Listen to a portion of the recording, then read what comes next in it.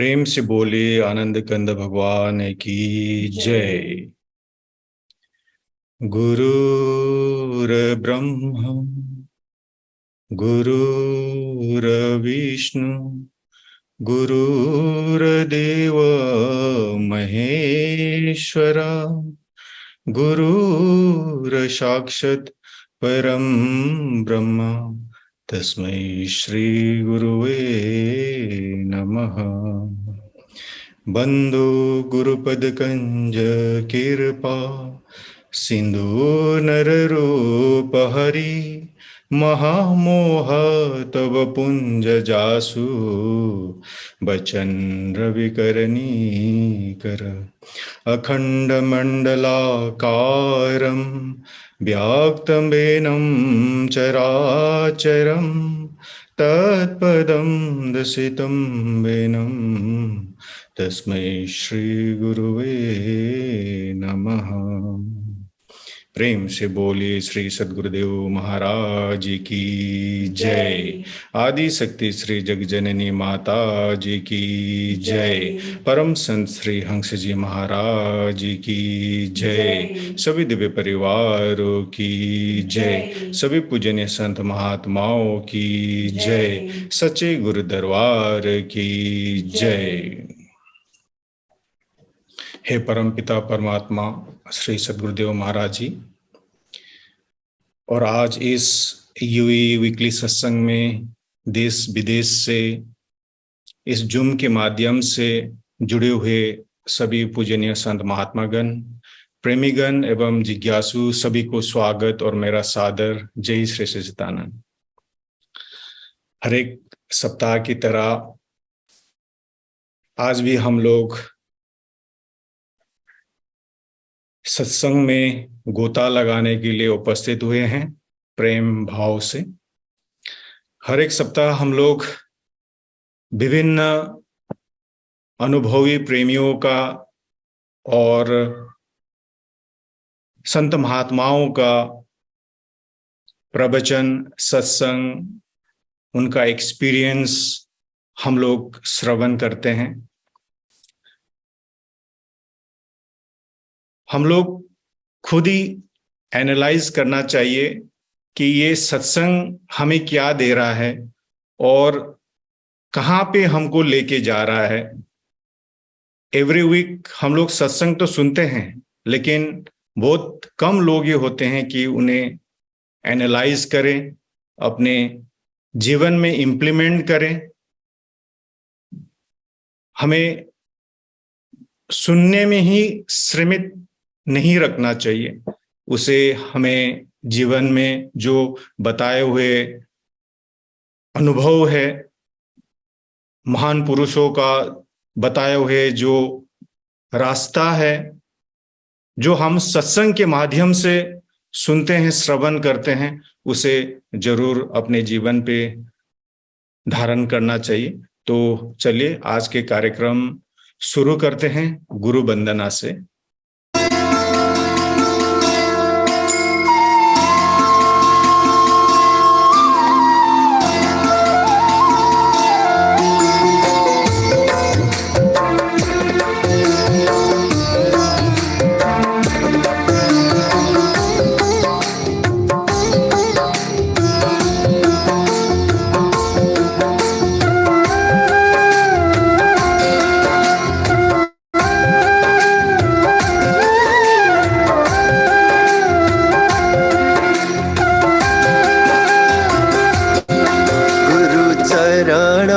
कमला बलिहारी रे प्रभु चरण कमला बलिहारी रे। मेरे मन की दुविधा तारी रे, मेरे मन की दुविधा तारी रे। गुरु चरण कमला बलिहारी रे प्रभु चरण कमला बलिहारी रे।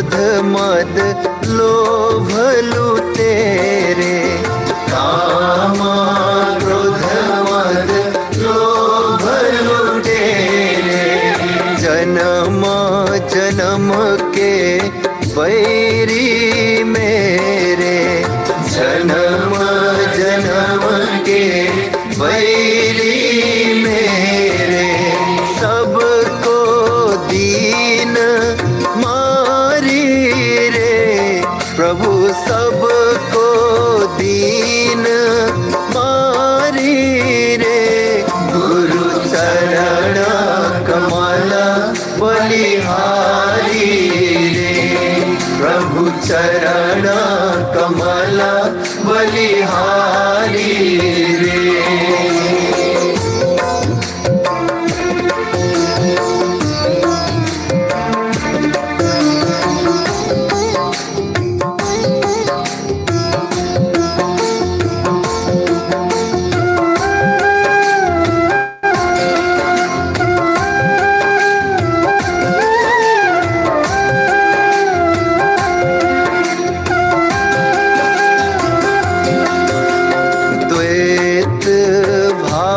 सब दूर कराया, द्वैत भाव सब दूर कराया, पूरण ब्रह्म एक दर्शाया, पूरण ब्रह्म एक दर्शाया, घट घट ज्योत निहारी रे, प्रभु घट घट ज्योत निहारी रे, गुरु चरण कमल बलिहारी रे, प्रभु चरण कमल बलिहारी रे।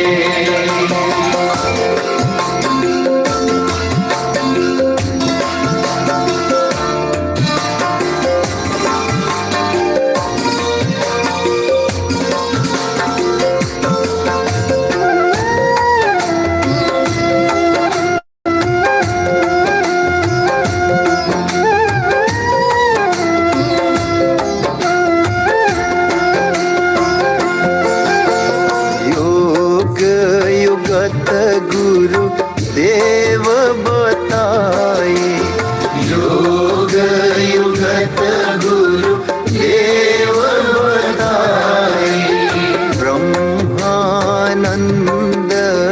शांति मन आए, ब्रह्मानंद शांति मन आए, मानुष देह सुधारी रे, प्रभु मानुष देह सुधारी रे, गुरु चरण कमल बलिहारी रे, सद्गुरु चरण कमल बलिहारी रे, मेरे मन की दुविधा टारी रे, मेरे मन की दुविधा टारी रे, गुरु चरण कमल बलिहारी रे, प्रभु चरण कमल बलिहारी रे, गुरु चरण कमल बलिहारी रे। प्रेम से बोलिए आनंद कंद भगवान की जय। अभी आप सुन रहे थे अति सुंदर गुरु वंदना, जिसे स्वर दिया था हमारे गुरु भाई इंद्र लामिछा ने, और इस वीडियो को एडिट किया था हमारे सुयोग्य राय जी ने। उनको बहुत बहुत धन्यवाद। चलिए अभी सत्संग होगा। सत्संग के लिए मैं आपको ले चलता हूं हमारा पंजाबी बाग आश्रम दिल्ली। हमारे नंद किशोर यादव जी को मैं अनुरोध करता हूं अपना अनुभव हमारे साथ साझा करने के लिए। प्रेम से बोलिए श्री सद्गुरुदेव महाराज की जय, श्री आनंद कंद भगवान की जय। जगत जननी श्री माता जी की जय। सभी दिव्य विभूतियों की जय। सच्चे दरबार की जय। बंदो गुरुपद कंज कृपा सिंधु नर रूप हरि महामोह तम पुंज जासु वचन रवि कर निकर मूकं करोति वाचालं पंगुं लंघयते गिरिं यत्कृपातमहं वन्दे परमानंद माधवम्। श्री सद्गुरुदेव महाराज की जय। सभी आदरणीय जो भी यहाँ पर उपस्थित हैं, भाइयों बहनों, प्रेमी सज्जनों, आप सभी को सादर जय सच्चिदानंद। पूजनीय भाई जी को प्रणाम।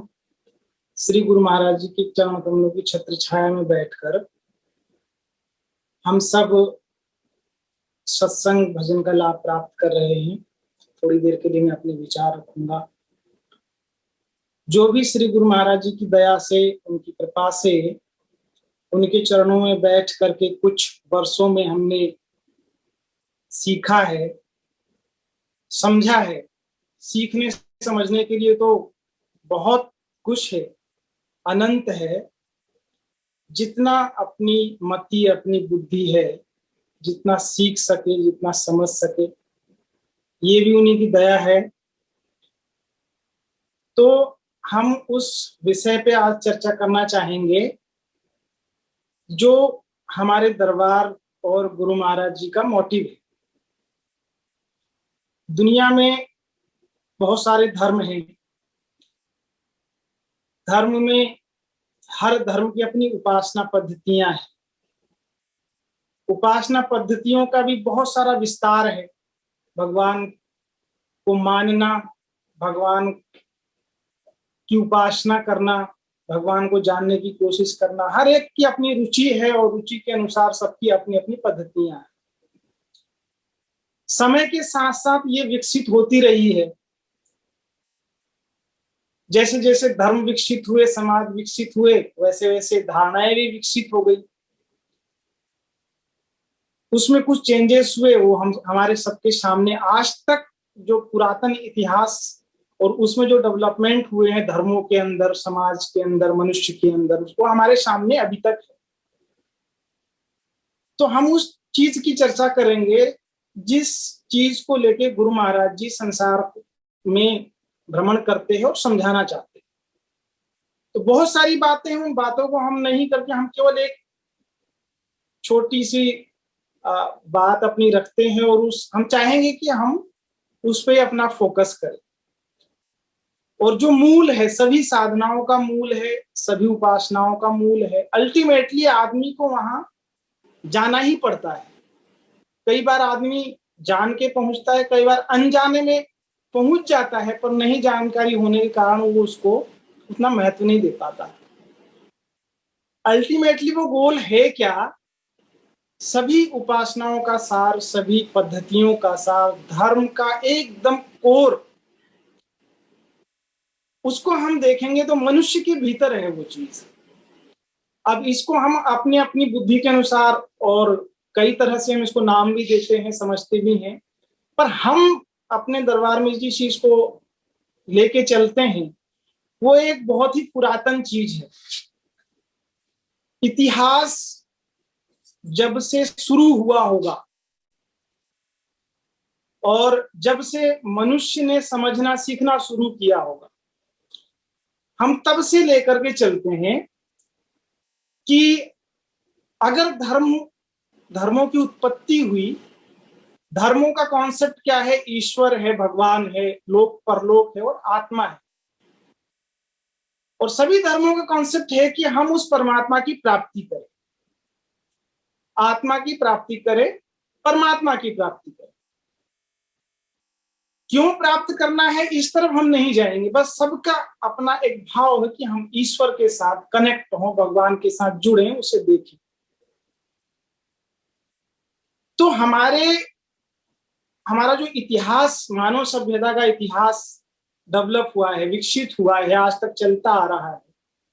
तो इसका इतिहास हम देखेंगे तो कोई किसी धर्म का 2000 साल, किसी का 2500, किसी का 5000 साल, है ना, धर्मों की बात हो रही। लेकिन जब ये सभ्यताएं विकसित नहीं हुई थी, जब ये कॉन्सेप्ट विकसित भी नहीं हुए थे धर्मों के जैसे आज हमारे सामने है, तब भी ईश्वर की धारणा, परमात्मा की धारणा तो थी ही थी। उस समय भी जो मनुष्य रहा होगा, उस मनुष्य की भी भावना तो रही होगी कि कोई सुप्रीम पावर, कोई ईश्वर नाम की कोई चीज है, कोई शक्ति है, कोई सत्ता है जिसे हम पाना चाहते हैं। धीरे धीरे हम क्या करते, जब जैसे धर्म बने या समाज बने तो उसमें अवतार, महापुरुष, संत, इनकी उपासना, भक्ति की शुरुआत हुई। इनके माध्यम से हम ईश्वर तक पहुंचते हैं, ऐसी हमारी परंपराएं हैं। हर धर्म के अंदर उनके जो संवाहक हुए हैं, बाद में वे हमारे पूजनीय बन जाते हैं, आराध्य बन जाते हैं। जैसे हमारे सनातन धर्म के अंदर ब्रह्मा, विष्णु, महेश से लेकर के भगवान राम, भगवान कृष्ण, फिर भगवान बुद्ध, बौद्ध धर्म एक अलग शाखा जाती है, उधर जैन धर्म एक अलग शाखा जाती है, महावीर। तो हम धर्म का मोटा मोटा रूप यही समझते हैं कि जिसमें हमने हमारे अवतारों को, जो हमारे सामने है, जिसको हम अपना आराध्य, अपना पूज्य मानते हैं, पूजनीय मानते हैं, धर्म को उतना ही समझते हैं कि हमारे ये भगवान है, हम इनकी आराधना करते हैं और यही हमको करना चाहिए। पर ये जो हमारी मान्यता है, जैसे हम भगवान राम को मानते हैं, कृष्ण को मानते हैं, ब्रह्मा, विष्णु, महेश को मानते हैं, जब राम, भगवान कृष्ण, भगवान राम का जन्म नहीं हुआ होगा, तब भी मनुष्य ईश्वर को कैसे मानता रहा होगा। तो जब हम उपनिषदों के अंदर जाते हैं और उससे प्राचीन इतिहास की तरफ जाते हैं, जहां पे आराध्य या पूजनीय को पूजने की, आराधना करने की परंपराएं नहीं चालू थी। आप इमेजिनेशन कर सकते हैं कि ऐसा समय जब एक सभ्यता बहुत प्राकृतिक है, शहर विकसित नहीं हुए हैं, बहुत सारी शिक्षाएं विकसित नहीं हुई है, बहुत सारी मान्यताएं विकसित नहीं हुई, केवल उनके अंदर एक है कि ईश्वर को जानना है। उस प्राचीन सभ्यता के अंदर जो चीज ईश्वर का अनुभव कराती थी मनुष्य को, वो एक चीज थी और वो थी प्राण विद्या। जब कोई कॉन्सेप्ट नहीं थे तब भी प्राण विद्या का कॉन्सेप्ट था, प्राण की उपासना थी। अति प्राचीन काल में, उपनिषदों के काल में जब आप जाओगे तो वहां पे जो उपासना भगवान की जाती थी, प्राण के माध्यम से उपासना की जाती थी। प्राण की विद्या को जानने का महत्व आता था। वो प्राण क्या है, उसका इतना महत्व था उस जमाने में कि प्राण से ही परमात्मा की उपलब्धि होती थी। जबकि प्राण भी मनुष्य के भीतर है, हर प्राणी के भीतर है, और परमात्मा भी मनुष्य के भीतर है, क्योंकि परमात्मा की उपलब्धि कहीं बाहर तो होती नहीं। भगवान का अनुभव, एक्सपीरियंस तो अपने अंदर ही, मनुष्य के अंदर ही होता है। तो हम ये कहें कि उस समय जो प्रोसेस थी, क्या आज भी तो वो प्रोसेस होनी चाहिए? भले हम डाइवर्ट हो गए हैं बहुत सी चीजों में, स्वाभाविक सी बात है, हम डाइवर्ट हैं। दुनिया में आप अगर परसेंटेज निकालेंगे तो ऐसे कितने मनुष्य हैं जो प्राण को ही उपासना की सबसे सटीक विधि मान के प्राण को ही महत्व देते हैं। आप अगर देखेंगे तो माइनर परसेंट में भी कोई प्राण की उपासना करने वाले व्यक्ति नहीं मिलेंगे। इसका मतलब हम डाइवर्ट हैं, जो हमें होना चाहिए हम नहीं हैं। और उसके अलावा बाकी हर चीज को हम मानते हैं, हर चीज को हम जानने की कोशिश करते हैं, हर चीज को हमने अपना बना रखा है, एक नाम दे रखा है। ये मेरा धर्म है, ये मेरा भगवान है, ये मेरी उपासना पद्धति है, ये मेरी मान्यता है, ये हमने दे रखा है। लेकिन हम सब भूल चुके हैं कि जब हमारी ये मान्यताएं नहीं थी तब भी ईश्वर का कॉन्सेप्ट था और ईश्वर तक पहुंचा जाता था या ईश्वर का एक्सपीरियंस किया जाता था। वो चीज प्राण है, और वह प्राण मेरे अंदर, आपके अंदर, किसी भी धर्म के अंदर एक जैसा है। हमारी धारणाओं में तो कॉन्फ्लिक्ट है, लड़ाइयां हैं, भ्रम है, एक छोटा है एक बड़ा है। लेकिन अगर मैं आपसे कहूं कि किसी भी धर्म का व्यक्ति, किसी भी देश का व्यक्ति, किसी भी मान्यता को मानने वाला व्यक्ति, उसका प्राण क्या है, उसका प्राण कैसा है, उसकी एक ही डेफिनेशन है, प्राण प्राण है। अमेरिकन हो, यूरोपियन हो, इंडियन हो, कोई भी हो, सब प्राण सबके अंदर है। तो अगर हम ये बात कहें कि हमारे सारे द्वैत खत्म हो सकते हैं, हमारी सारी लड़ाइयां खत्म हो सकती है, हमारे सारे भ्रम खत्म हो सकते हैं, केवल एक चीज पे अगर हम एकाग्र हो जाते हैं, केवल एक चीज पे हम उसको महत्व दे दें और उस चीज पे आके हम टिक जाते हैं, हमारी आराधना उपासना का माध्यम अगर हम उस एक चीज को दे दें जो पूरी दुनिया में एक जैसा है, सबके लिए एक जैसा है, तो हमारी लड़ाइयां खत्म हो सकती हैं।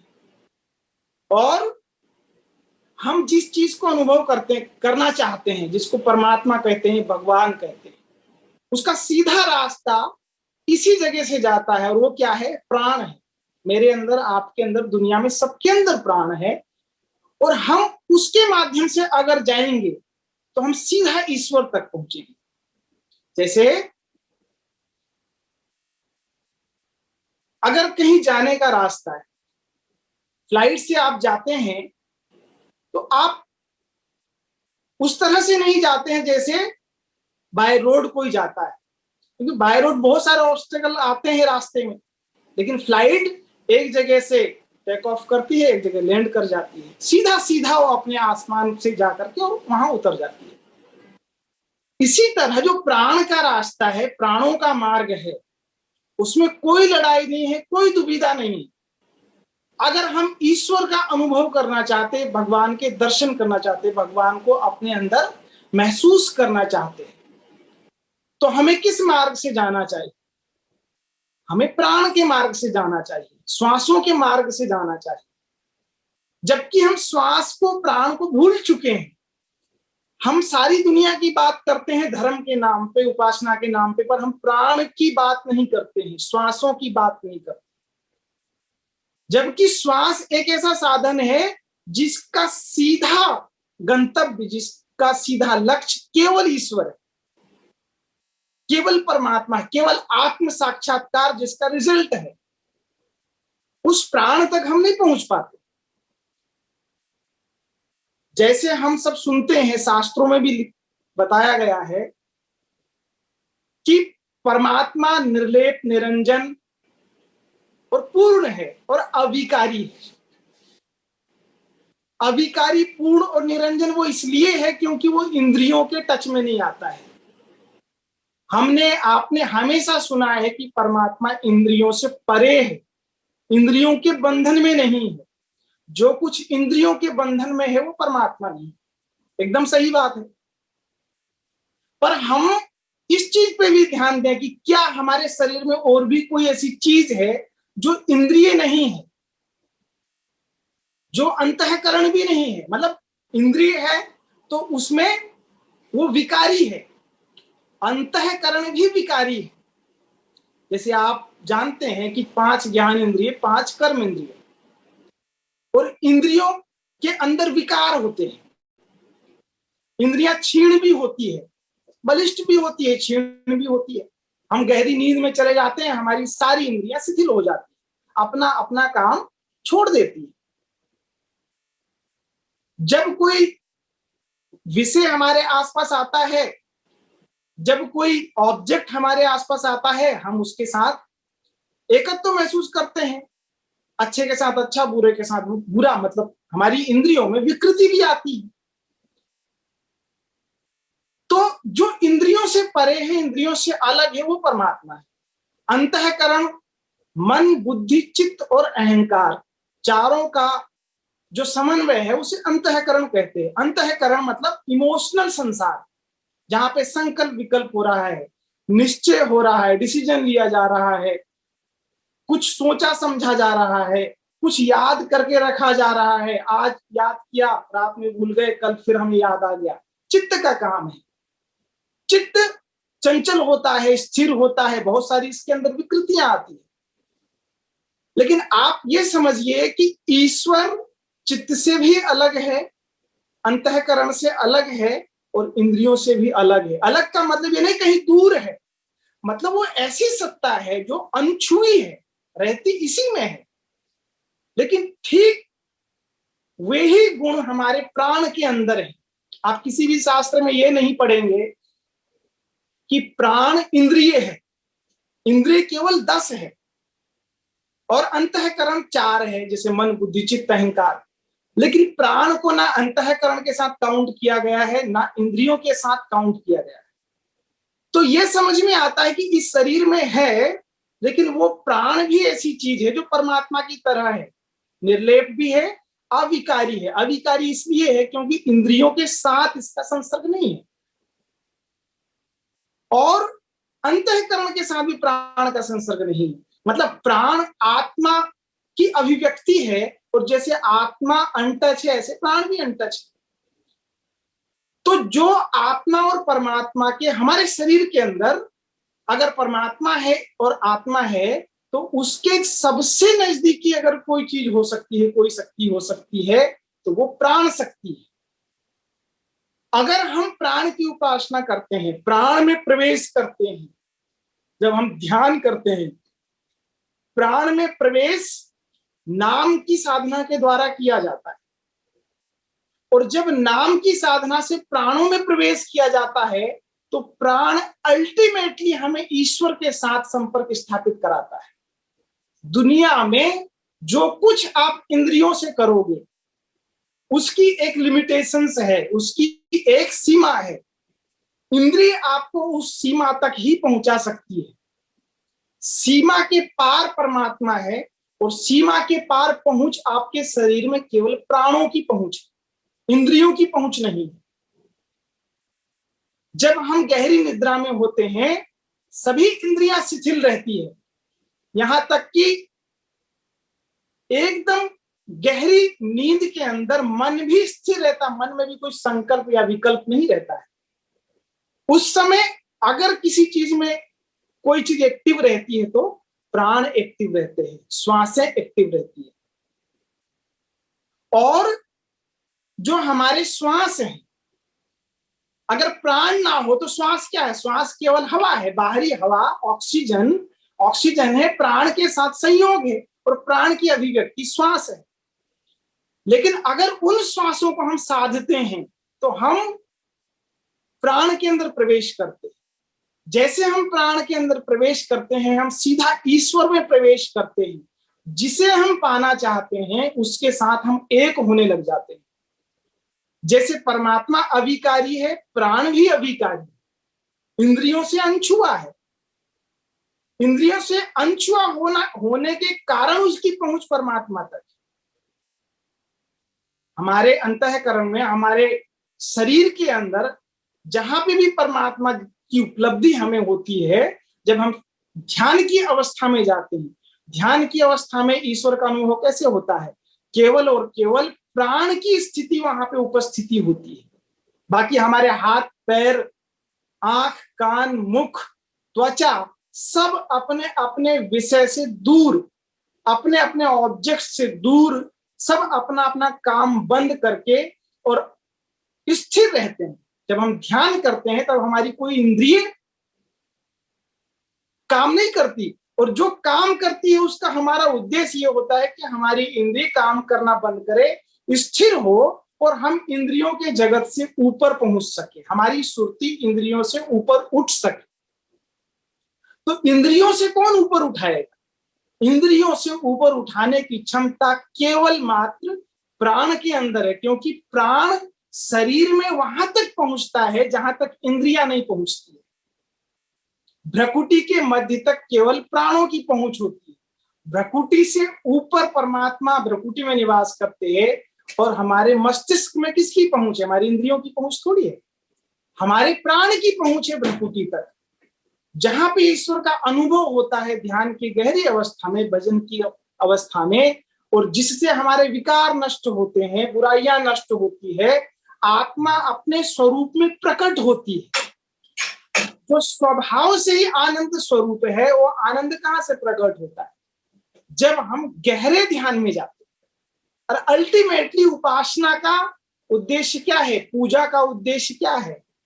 धर्म की सारी क्रियाओं को करने का उद्देश्य क्या है? कि हमें ईश्वर की प्राप्ति हो। और ईश्वर क्या है? जो आपके भीतर भी है और बाहर भी है, सर्वत्र है, हर जगह जो चीज है, उस परमात्मा, उस परम चेतना को, सच्चिदानंद स्वरूप को, जो सुख स्वरूप भी है, आनंद स्वरूप भी है, प्रकाश स्वरूप भी है, और जो अल्टीमेटली हमारा स्वरूप है, उसे हमारा पाना उद्देश्य है, उसका अनुभव करना हमारा उद्देश्य है। और वो हमें मिलेगा कहाँ? हर समय हम ये सुनते हैं कि परमात्मा की अनुभूति अपने शरीर में भ्रकुटी के मध्य में होती है। तो भ्रकुटी का मध्य अगर हमें उसके अंदर प्रवेश करना है और इंद्रियों की सीमाओं से ऊपर उठना है, तो हमें किसका सहारा लेना चाहिए? हमें प्राण का सहारा लेना चाहिए, श्वास का सहारा लेना चाहिए। अगर आप भगवान की प्राप्ति हमें करना है, हम अलग अलग कर्म कांड कर रहे हैं, क्योंकि हम यही सुनते आ रहे हैं कि हमें ईश्वर की प्राप्ति ऐसे होती है, हम मान भी लेते हैं और हमें ऐसा महसूस भी होता है कि हाँ, मैं ईश्वर के साथ कनेक्ट हूं, परमात्मा के साथ कनेक्ट हूं, लेकिन बाहरी माध्यम से। लेकिन फिर भी हम डीपली अगर जब सोचेंगे कि क्या सचमुच में ईश्वर का साक्षात्कार मैंने किया, क्या मुझे ईश्वर का साक्षात्कार हो सकता है? आज के टाइम में जब हम ईश्वर के साक्षात्कार की बात करते हैं, तो ये आदमी को एक अचंभा सा लगता है कि ऐसे कैसे संभव है? हो सकता है साक्षात्कार जैसी बातें केवल किताबों के अंदर हो, पन्नों में, मनुष्य के साथ वास्तविकता में ये नहीं घटित होता होगा। लेकिन ईश्वर का साक्षात्कार मनुष्य के अंदर ही होता है। पहले मनुष्य के अंदर हुआ, तब किताबों में लिखा गया। तो हमारा उद्देश्य केवल किताबों की बातों को सुन लेना नहीं है, हमारा उद्देश्य सिर्फ ये है कि हम उस साक्षात्कार को, जिसके विषय में लिखा है, उसे हम खुद अनुभव करें, हम खुद देखें, उसका हम खुद स्वाद प्राप्त करें। तो वो चीज कैसे मिलेगी? केवल और केवल प्राण के माध्यम से मिले, क्योंकि प्राण की पहुंच इंद्रियों से ऊपर तक है, इंद्रियों की सीमा से परे श्वास की, प्राणों की पहुंच। और जब हम प्राणों की आराधना करेंगे, प्राणों का भजन करेंगे, प्राणों में प्रवेश करेंगे, तब जाके हम ईश्वर के साथ एक हो सकते हैं, ईश्वर का साक्षात्कार हो। और ये हो सकता है, ये कोई बहुत अचंभा नहीं है, आज भी हो सकता है। साक्षात्कार जिसको कहते हैं, दर्शन जिसको कहते हैं, अनुभव जिसको कहते हैं, वो हम भी कर सकते हैं, कोई भी कर सकता है। ये सिर्फ हमें इसलिए लगता है कि शायद हम उस चीज को जानते नहीं, इसलिए हमें ये शब्द भारी लगता है। लेकिन आप श्वास के साथ अपने आप को कंबाइन करेंगे, जोड़ेंगे, और श्वास के द्वारा प्रवेश करेंगे अपने भीतर, तो ये श्वास हमें अल्टीमेटली कहां ले जाएगी? जहां हमारा गोल है। ये प्राण हमें वहां पहुंचाएंगे जहां पे ईश्वर है, जहां ईश्वर का साक्षात्कार होता है। क्योंकि प्राण जितना बारीक है, हमारी सुरती उतनी बारीक है। और जैसे एक बारीक सी सुई होती है, और सुई में धागा डाल करके हम उसमें कपड़े के अंदर उसको प्रवेश कराते हैं। आपने देखा होगा जब हम कपड़ा रफू कराते हैं, तो जो मास्टर होते हैं रफू कराने वाले, वो इस तरह रफू करते हैं कि कपड़ा बहुत ध्यान से देखने पर भी नहीं पता चलता है कि ये सच में रफू हुआ है क्या। हमें ऐसा लगता है जैसा था वैसा ही, क्योंकि इतनी पतली सुई होती है। उस पतली सुई के माध्यम से धागे को उस कपड़े के अंदर पिरो दिया जाता है और धागा कपड़े के अंदर प्रवेश कर जाता है। हमारी सुरती का श्वास या प्राण के साथ ठीक ऐसा ही संबंध है।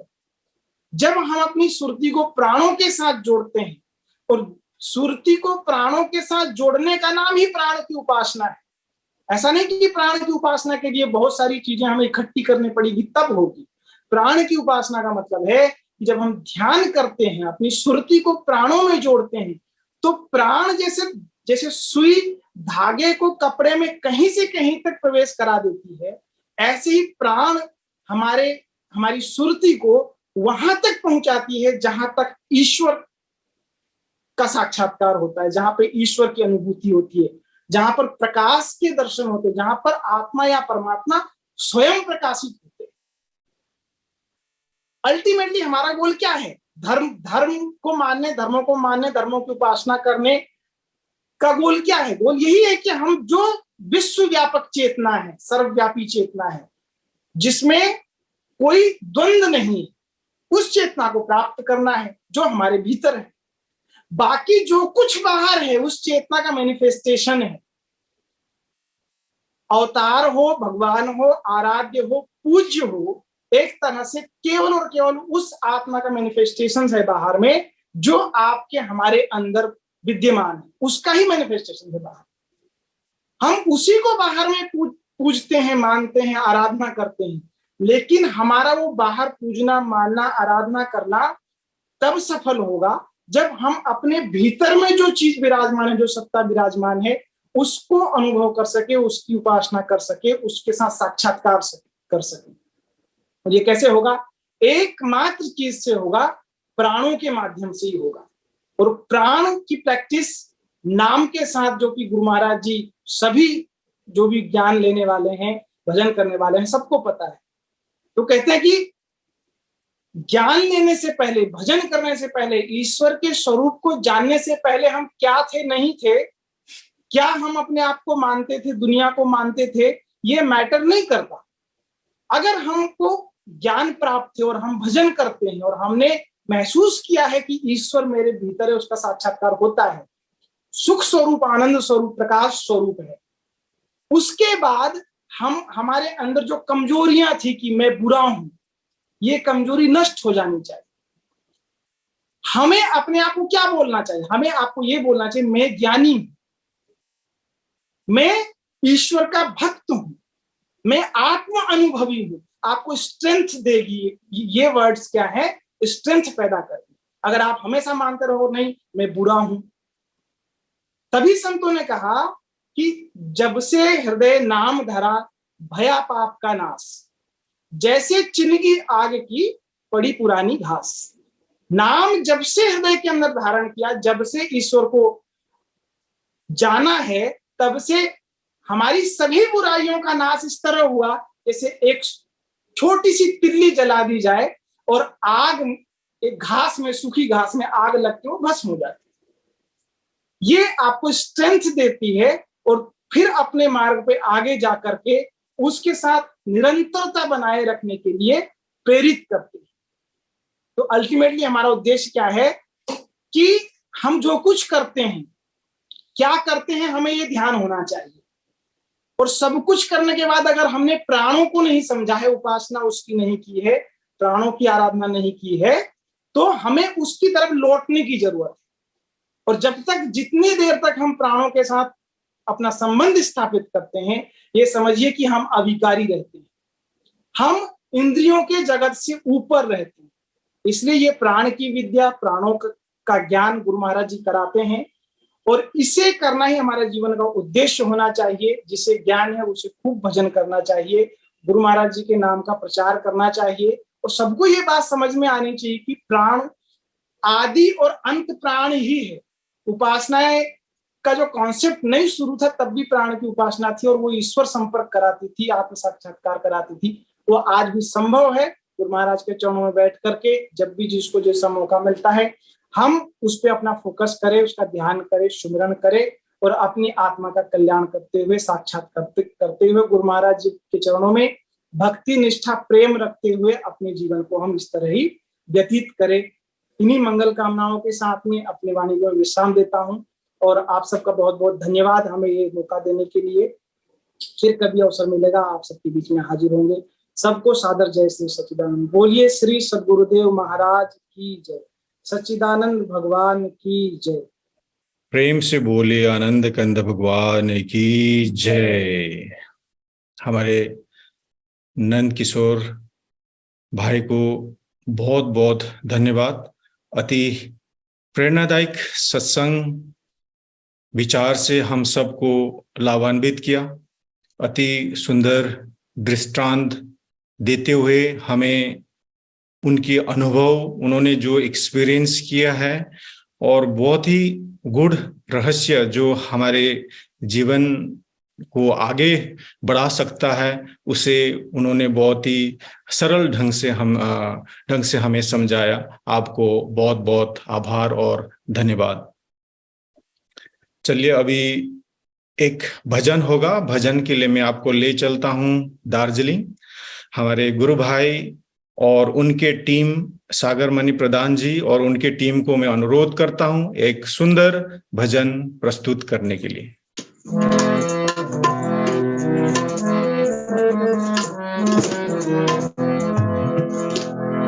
प्रेम बोले सद्गुरुदेव महाराज की जय। आदि शक्ति जग जननी श्री माता की जय। मनोविज्ञान सिंह जी महाराज की जय।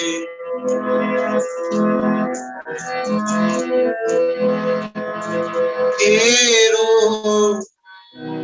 जन्म मरण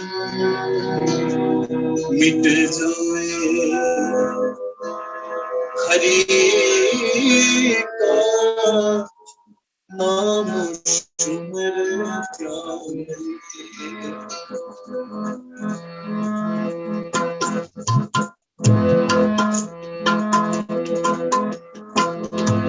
तेरो जन्म मरण मिट जाए, हरि का नाम सुमर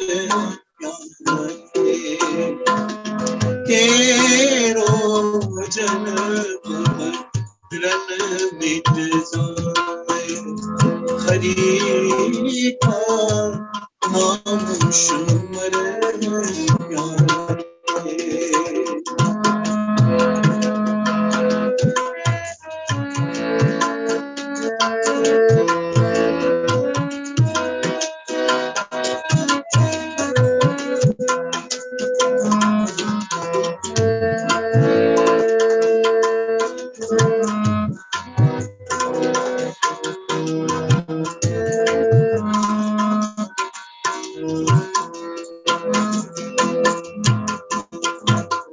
जग में आया नर्तन पाया, भाग्य बड़े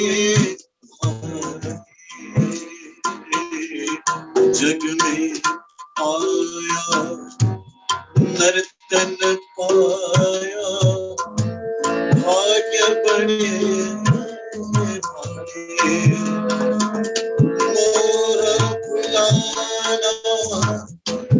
कदर न जाना, मोह फुलाना, तेरो जन्म मरण मिट जाए, हरि का नाम सुमर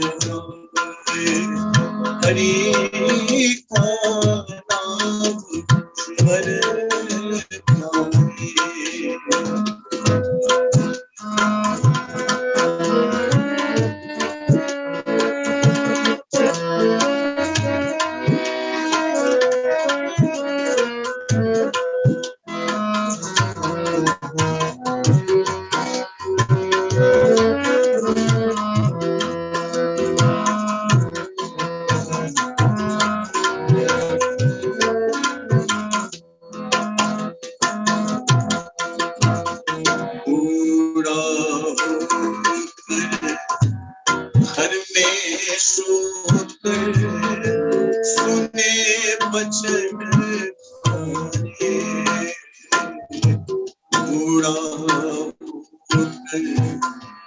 घर में शोक सुने बचन हमारे दुर्बल काया रोग सताया दुर्बल काया रोग सताया कृष्णा तन जाने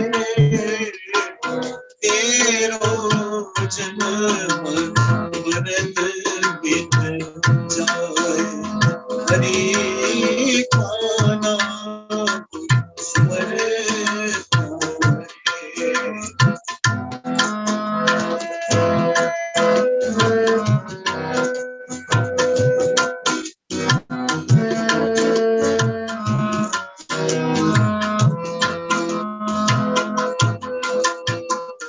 प्रभु नहीं सुना बीती उमरा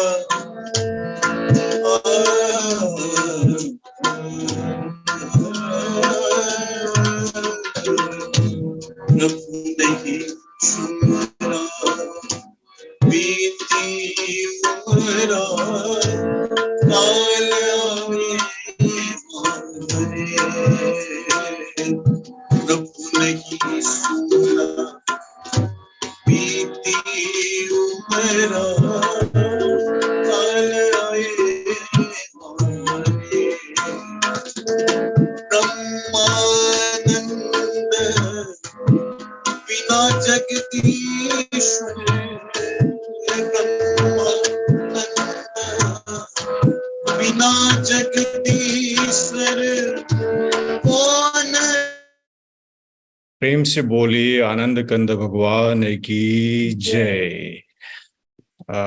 कुछ नेटवर्क इशू होने के कारण सिग्नल नहीं आ रहा था, तो हम सागर मुनि प्रधान जी का भजन पूरा सुन नहीं पाए, लेकिन फिर भी उन्हें बहुत बहुत धन्यवाद अति सुंदर भजन प्रस्तुत करने के लिए। चलिए, अभी सत्संग होगा। सत्संग के लिए मैं आपको ले चलता हूँ लखनऊ। हमारे पूजनीय महात्मा अंगिराबाई जी को मैं अनुरोध करता हूँ अपना सत्संग विचार हमारे समक्ष रखने के लिए। बंदो दीन दयाल हरि कृपा सिंधु सुख धाम जगदीश्वर प्रभु हंस को कोटि कोटि प्रणाम। जग जननी राजेश्वरी मां प्रभु हंसम जगत गुरुम पाद पद्मे तयोः श्रुत्वा प्रणमामि मुहुर्मुहुः।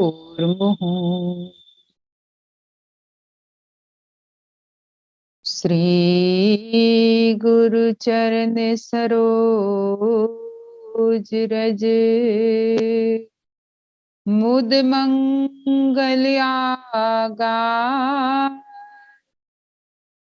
जेहि सेवत नर होत है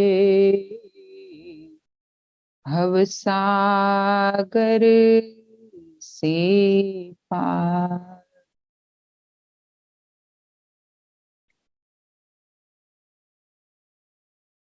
बोली श्री सतगुरुदेव महाराज की जय। परमाराध्य जगत जननी श्री माता जी की जय। परमाराध्य श्री अमृता माता जी की जय। सत्य सनातन धर्म की जय। सांचे दरबार की जय।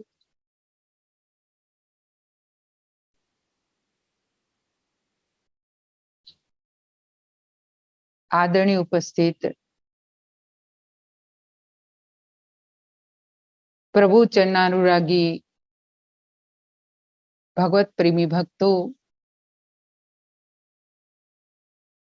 और भक्तिमती माताओं तथा बहनों, काफी देर से हम सभी लोग हमारे नंद किशोर भाई के द्वारा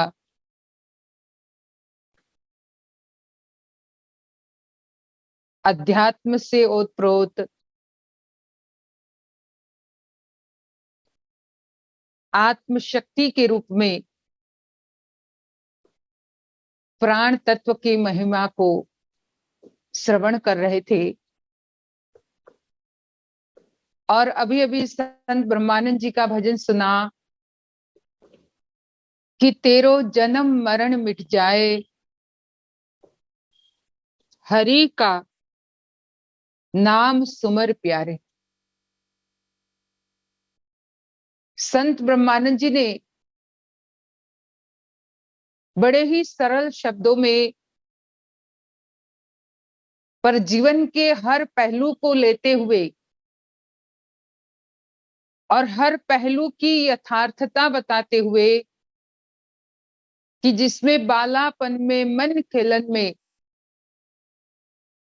सुख दुख नहीं धारे, कहा बचपन की भी बात कर दी, जवानी की भी बात कर दी, वृद्धावस्था की भी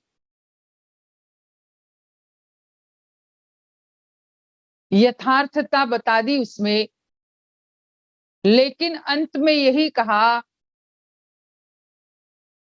कि ब्रह्मानंद बिना जगदीश्वर कौन विपत टारे।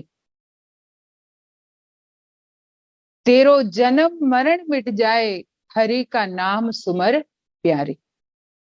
कि हे भाई, ये सब तो एक अवस्था है जो आती ही रहेगी और हम उन अवस्थाओं के आधार से, उन अवस्थाओं के प्रभाव में आकर के वैसा ही एक्ट करते हैं। पर अगर व्यक्ति इन सारी विपदाओं से बचना चाहता है, इन सारे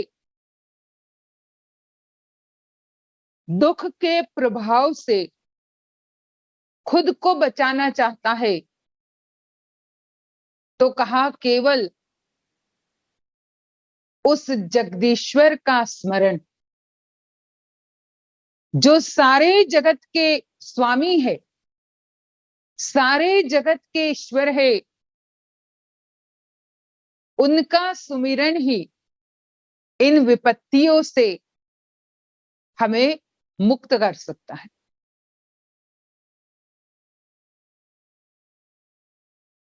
जब हनुमान जी को पूछा गया कि सब कुशल से तो है, तो हनुमान जी ने यही कहा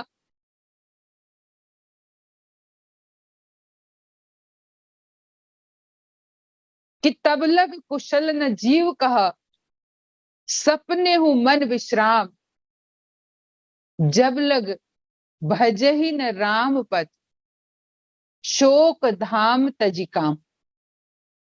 उन्होंने कहा जीव तब तक कुशल नहीं हो सकता, और वो भी सपने हूं मन विश्राम, स्वप्न में भी उसे विश्राम, उसे विश्रांति, उसे शांति का अनुभव नहीं हो सकता जब लग भजे न राम पद, जब तक उस जगदीश्वर का वो स्मरण नहीं करता। वो भी स्मरण कैसा, तो कहा शोक धाम तजी काम, जो कामनाओं का त्याग करके, क्योंकि वो शोक का धाम, विपत्तियों का धाम तो कामना ही है। हर संकट का मूल धाम तो काम ही है। जब उसे त्याग करके जो जीव उस जगदीश्वर का स्मरण करता है तो वही सारी विपत्तियों को हर लेता है।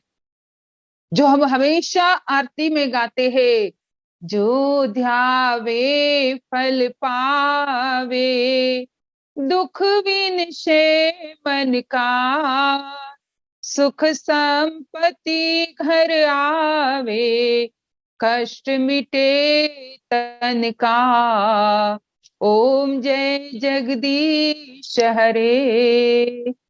उसमें हम यही गाते हैं कि जो ध्यावे फल पावे, दुख विनशे मन का। जब उस जगदीश्वर तत्व का, उस सूक्ष्म तत्व का स्मरण किया जाता है तो वहां मन का, तन का, धन का सारा ही दुख, सारे ही कष्ट, सारी ही विपदाएं व्यक्ति की शांत हो जाती है। आधि व्याधि उपाधि, जो 3 प्रकार की हम उपाधियों की बात सुनते हैं, जो 3 प्रकार के ताप की बात आती है, आधि दैविक, आधि भौतिक और आध्यात्मिक। उन तीनों तापों से, आधि व्याधि उपाधि से व्यक्ति मुक्त होकर के यहां तक तीनों गुणों के प्रभाव से भी अपने आप को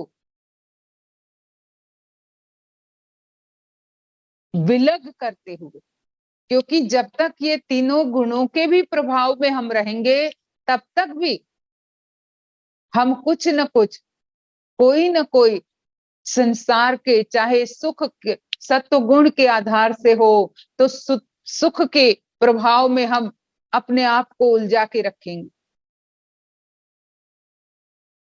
चाहे राजसी गुण के प्रभाव में है तो भौतिक जगत के सुख हमें प्रभावित करते रहेंगे, या तामसी गुण के प्रभाव में है तो हम उसी प्रभाव में आते हुए आलस प्रमाद में से प्रभावित रहेंगे।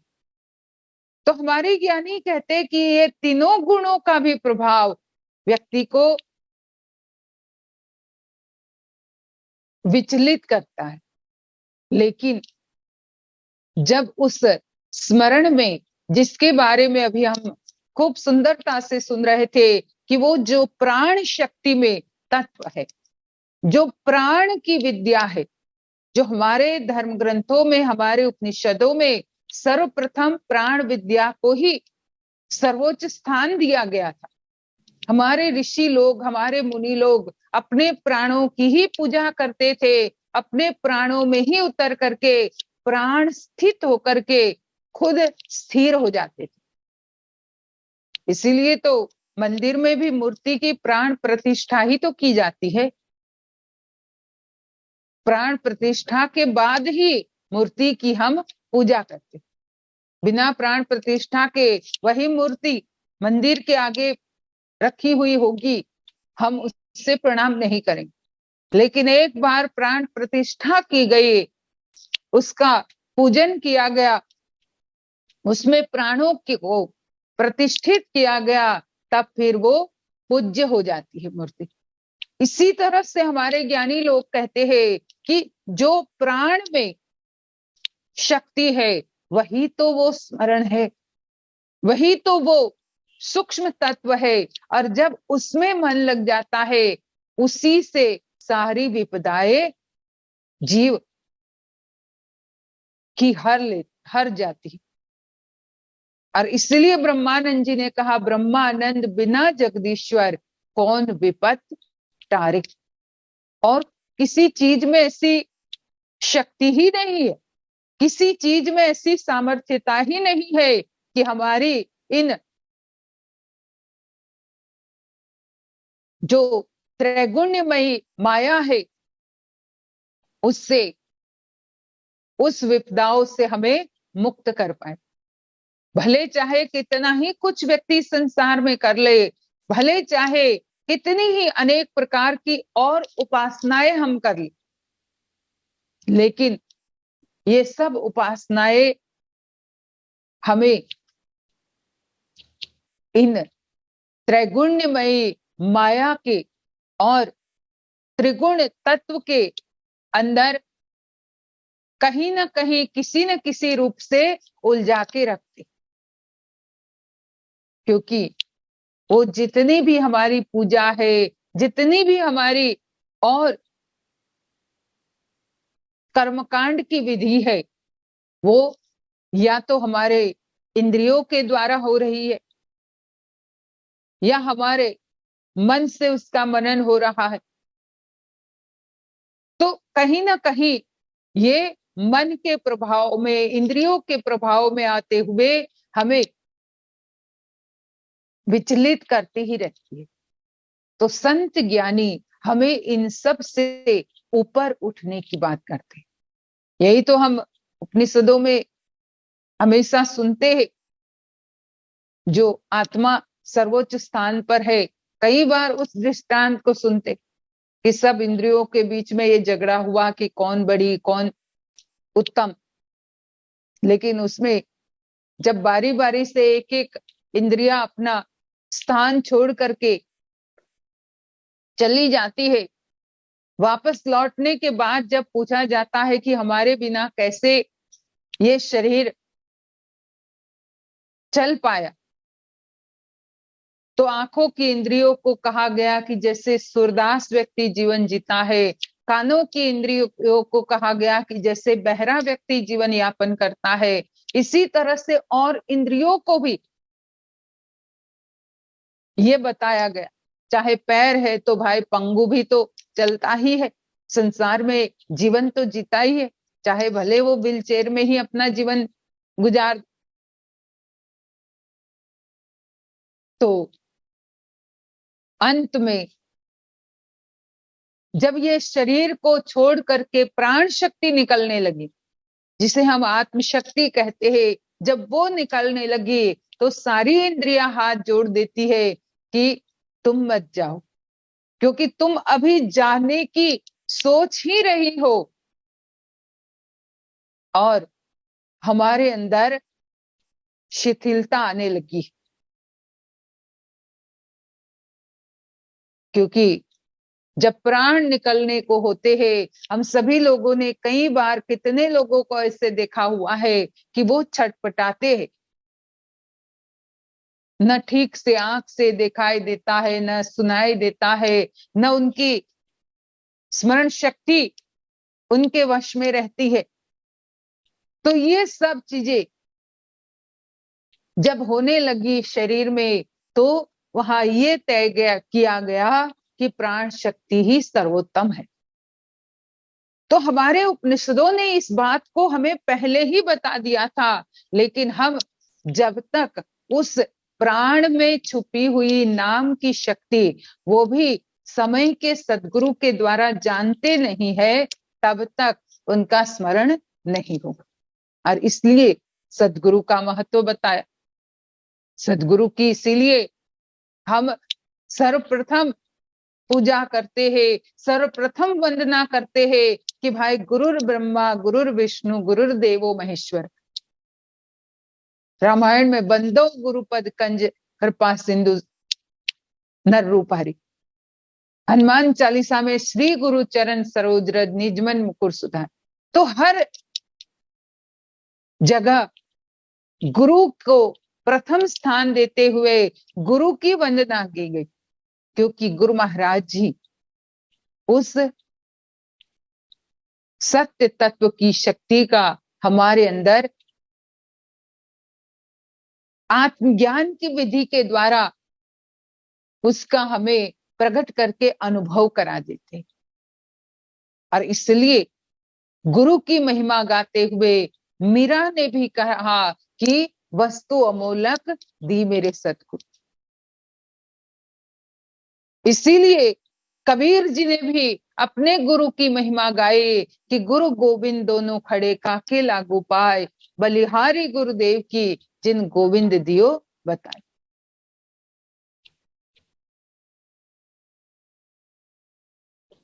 इसलिए सहजोबाई ने भी गुरु की महिमा गाते हुए कहा, 68 तीरथ गुरु चरणन परवी होत अखंड, सहजो ऐसा धाम नहीं सकल अंड ब्रह्मांड। सहजो भाई कहते हैं कि 68 तीर्थ गुरु चरण, जितने भी तीर्थ धाम है सारे गुरु महाराज के चरण कमलों में है, क्योंकि उस धाम के बराबर और कोई दूसरा ब्रह्मांड में ऐसा कोई धाम नहीं। सहजो ऐसा धाम नहीं सकल अंड ब्रह्मांड, पूरे ब्रह्मांड में ऐसा कोई धाम नहीं है जैसा धाम, जो धाम सदगुरु महाराज के चरण कमलों में है। और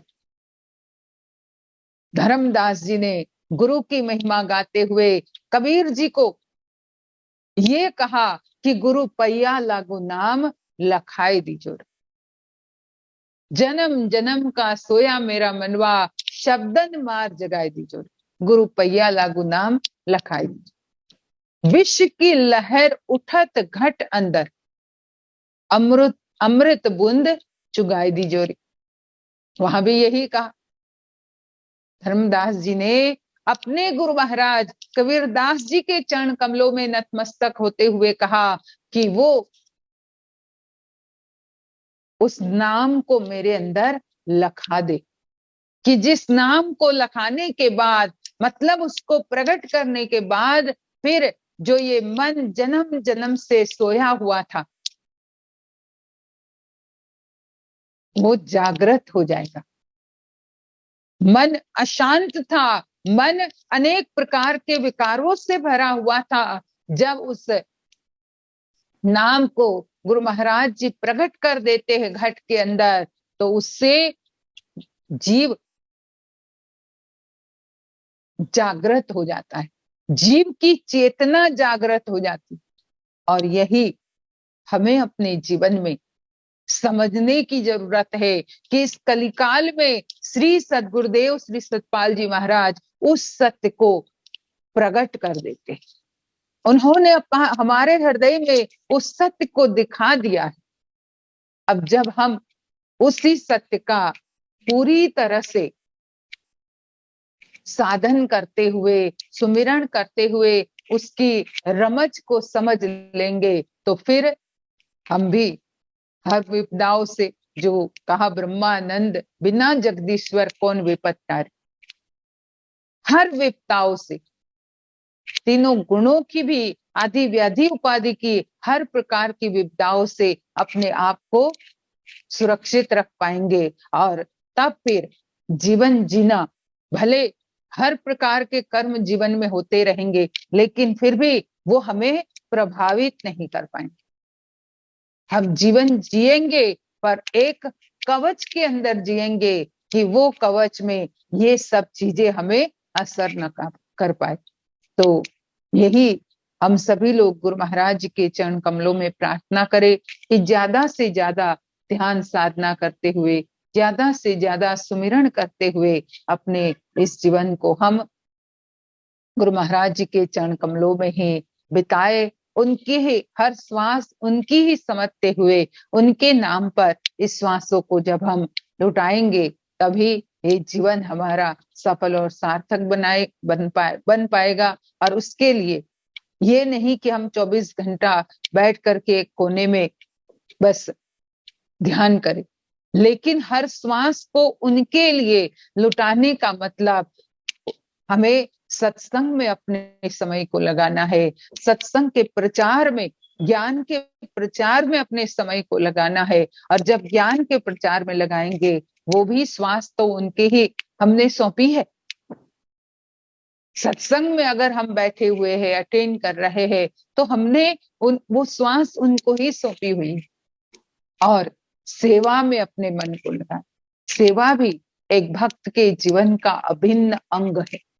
बिना सेवा के भक्त कभी भक्ति में जो रंग चढ़ना चाहिए वो नहीं चढ़ा पाएगा।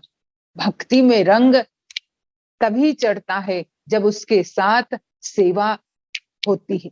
अपने गुरु महाराज जी के चरण कमलों की सेवा, चाहे उसे आप तन से करो, धन से करो, जरूर होनी चाहिए।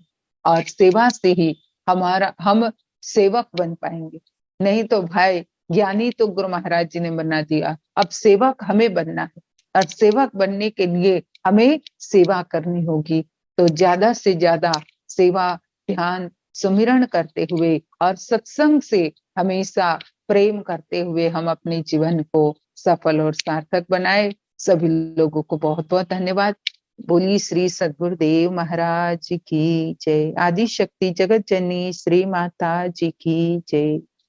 प्रेम से बोलिए आनंद कंद भगवान की जय। हमारे पूजनीय महात्मा अंगिरा बाई जी को अति मार्मिक सत्संग विचार से हम सबको लाभान्वित करने के लिए बहुत बहुत धन्यवाद। नंद किशोर भाई और सागर मणि प्रधान और उनकी टीम ने आज समय निकाल के इस जो कार्यक्रम में शोभा बढ़ाया, आप सबको भी बहुत बहुत धन्यवाद। यूएई में लगभग 100 से ज्यादा प्रेमीगण है। हम जानते हैं कि विभिन्न कारणों की वजह से इस लाइव जूम सत्संग में उपस्थित हो नहीं पाते हैं, तो उनके लिए ही सुविधा के लिए हम लोग ने यूट्यूब चैनल वीकली सत्संग बनाया हुआ है। तो अभी एक्चुअली हम लोग ने बनाया तो था ये यूएई के प्रेमियों के लिए, लेकिन अभी 998 सब्सक्राइबर हो चुका है। तो आप सबको भी बहुत बहुत धन्यवाद। आप इतने सालों से हमें फॉलो करते आ रहे हैं। अगर आपकी कुछ प्रश्न है, इतनी आपने सत्संग सुने होंगे, विभिन्न संत महात्माओं के प्रेमियों के सत्संग आपने सुने हैं, जरूर आपके मन में कुछ जिज्ञासा उत्पन्न हुआ होगा। अगर कुछ भी आपके मन में प्रश्न है तो आप जरूर हमें कमेंट कर सकते हैं यूट्यूब चैनल वीकली सत्संग में। और दुबई के जितने भी प्रेमी हैं, यूएई के जितने भी प्रेमी हैं, आप सबको भी अनुरोध है कि हफ्ते में एटलीस्ट ये जो साप्ताहिक सत्संग है लाइव अटेंड करें। अगर नहीं कर पाते हैं तो भी इस रिकॉर्डेड जो सत्संग है उसको जरूर सुने। और हमारे समिति का यूट्यूब चैनल भी है, मानव धर्म यूट्यूब चैनल, उसमें भी जाके हमारे जो परम पूज्य श्री सद्गुरुदेव महाराज जी और दिव्य परिवार का सत्संग प्रवचन सुन सकते हैं। और हमारे फेसबुक मानव धर्म फेसबुक पेज भी है, उसमें भी आप लोग जाकर सद्गुरुदेव महाराज जी का और दिव्य परिवार का और संत महात्माओं का सारगर्भित सत्संग विचार आप लोग श्रवण कर सकते हैं। तो आज के जो कार्यक्रम है हम लोग यहीं पर समाप्त करते हैं छोटी सी प्रार्थना से। मैं बाई जी को अनुरोध करता हूँ प्रार्थना के लिए। त्वमेव माता च पिता त्वमेव, त्वमेव बन्धुश्च सखा त्वमेव, त्वमेव विद्या द्रविणं त्वमेव, त्वमेव सर्वं मम देव देव, त्वमेव सर्वं मम देव देव, त्वमेव सर्वं गुरुदेव देव।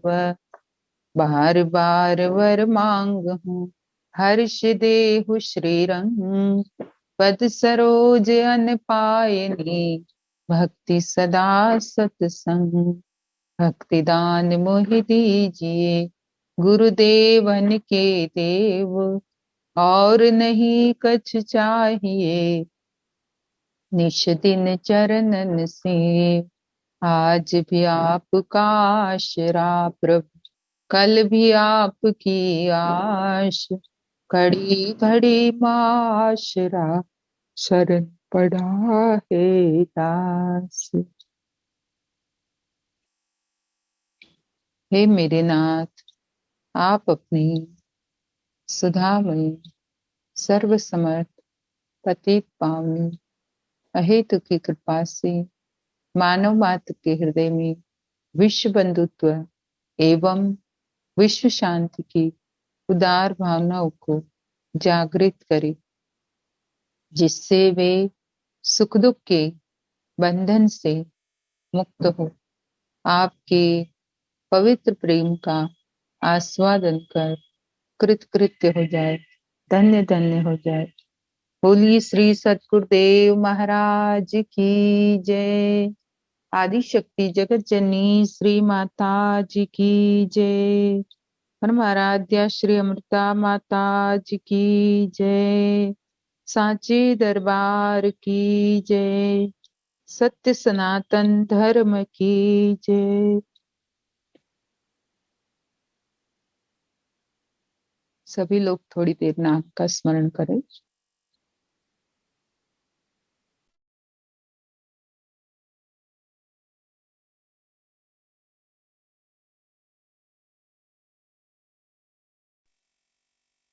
बोलिए आनंद कंद भगवान की जय।